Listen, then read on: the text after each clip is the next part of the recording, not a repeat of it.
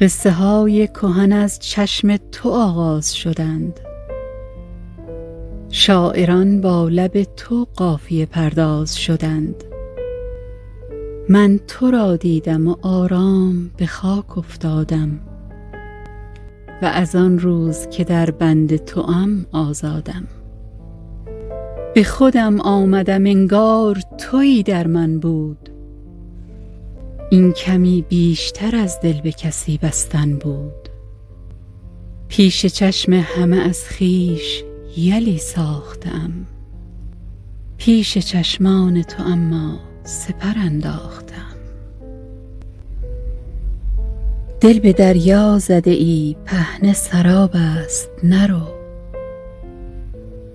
برف و کولاک زده راه خراب است نرو.